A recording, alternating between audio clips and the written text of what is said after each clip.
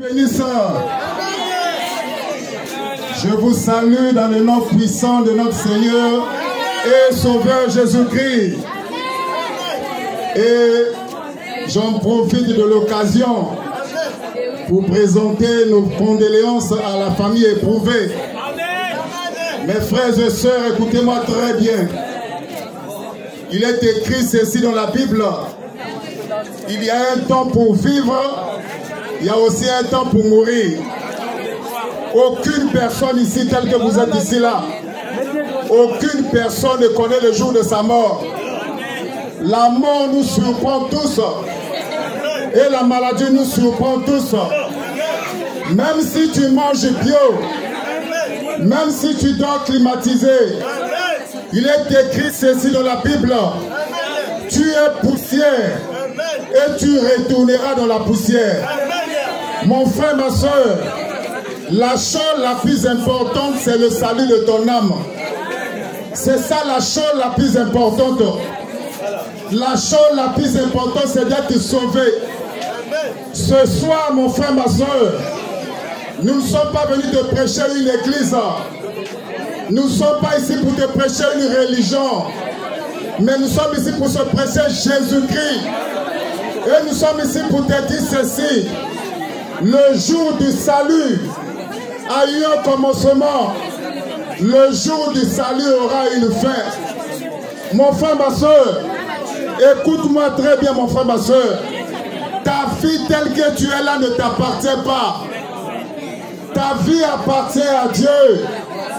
Même le souffle de vie qui est dans ton corps appartient à Dieu. Et Dieu peut retirer ça à n'importe quel moment qu'il veut. Il y a des gens, mon frère, ma soeur, que vous allez voir le matin en bonne santé. Mais le soir, vous allez entendre qu'il est mort. Parce que le souffle de vie n'est pas entre tes mains, mais c'est entre les mains de Dieu. Laissez-moi vous dire ceci, ma frère, ma soeur. Le 5 novembre, ici dans la ville de Pointe-Noire, au centre-ville, il y a eu un grand accident, pour ceux qui sont informés. Un grand accident qui a coûté la vie à 5 personnes sur place, qui sont mortes. La 6e personne, c'était une fille. Elle est morte à l'hôpital. Mes frères et sœurs, mais avant que ces gens-là entrent dans la voiture pour aller faire la vie, ce qu'ils appellent la vie, mais ils avaient fait une courte vidéo où ils étaient en train de dire, nous sommes des jeunes, nous ne sommes pas des vieux, c'est-à-dire on peut faire la vie. Oh mon frère, ma soeur, notre vie est entre les mains du Seigneur. Même le souffle de vie qui est dans ton corps, c'est entre les mains du Seigneur. Et le Seigneur peut retirer ça à n'importe quel moment. Ces jeunes, le dimanche 5 novembre, ils avaient aussi des projets comme moi et toi. Ils avaient aussi des projets de construire des villas. Ils avaient aussi des projets de voyager. Mais le 5 novembre, ces jeunes ont pris la voiture. Ils ont dit qu'ils ont aller faire la vie. Ils sont allés boire. Ils étaient tous sourds. Alors comme ils ne pouvaient pas conduire la voiture, ils ont donné la voiture à la soeur pour pouvoir les amener à la maison. Mais au lieu que la soeur les amène à la maison, il les a amenés à la morgue. Oh mon frère, ma soeur, aujourd'hui c'est le jour du salut.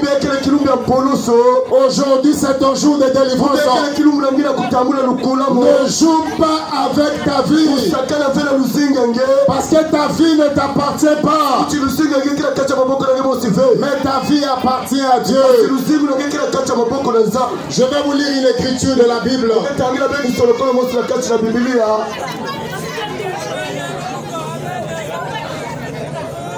Dans Jean chapitre 3.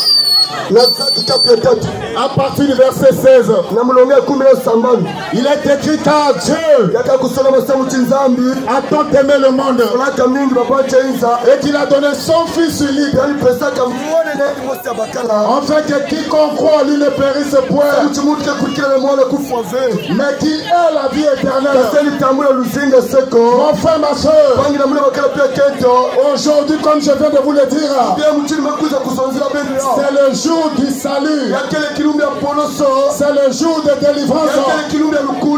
Même si tu étais possédé de démons, même si tu avais des femmes de nuit, même si ton âme n'était pas sauvée, le Seigneur est capable de t'accorder le salut. Le Seigneur est capable de te délivrer. Écoute-moi bien, mon frère, ma soeur. Aujourd'hui, c'est le jour du salut pour toi. Le jour du salut a eu un commencement. Et le jour du salut aura une fin. Mon frère, ma soeur, après le jour du salut, ce sera un jour terrible. Le monde que vous êtes en train de voir aujourd'hui, que le diable ne te trompe pas. Les temps dans lesquels nous vivons aujourd'hui, ce sont les temps les plus mauvais de toute l'histoire de l'humanité. Et nous te disons ceci ce soir: Jésus revient bientôt. Le retour de Jésus est vraiment proche. Est-ce que ton âme est sauvée? Est-ce que ton âme est sauvée? Est-ce que tu as déjà accepté le Seigneur Jésus? Mon frère, ma soeur, si tu n'as jamais accepté le Seigneur Jésus-Christ, tu peux le faire aujourd'hui. Demain ne t'appartient pas. Demain appartient à Dieu. Oh, mon frère, ma soeur, il est écrit ceci dans la Bible: crois au Seigneur Jésus-Christ et tu seras sauvé, toi et ta famille. Aujourd'hui, c'est le jour du salut, mon frère, ma soeur. Est-ce que tu as déjà accepté le Seigneur? Est-ce que Jésus est ton sauveur? Est-ce que tu as déjà fait l'expérience du salut? Mon frère, ma soeur, ne joue pas avec ta vie. Il est écrit ceci dans la Bible: il est réservé aux hommes de mourir une fois. Après quoi vient le jugement. Ne joue pas avec ta vie. Ne joue pas l'impudicité. Ne joue pas l'alcoolisme. Ne joue pas la sorcellerie. Il est écrit ceci dans la Bible: le salaire du péché, c'est la mort. Le salaire du péché, c'est la mort. Mais le don gratuit de Dieu, c'est la vie éternelle en Jésus. Mes frères et sœurs, qui connaît le jour de sa mort ici? Qui connaît le jour de sa mort? Aucune personne ne connaît le jour de sa mort. La mort nous surprend tous. La maladie nous surprend tous. Comme je viens de le dire encore, mon frère, ma soeur, il n'y a qu'un seul moyen que Dieu a pourvu pour le salut des hommes.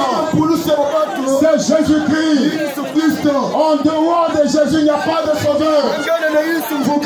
Ce soir, nous te prêchons Jésus-Christ. Et nous te disons ceci: crois au Seigneur Jésus-Christ et tu seras sauvé, toi et ta famille.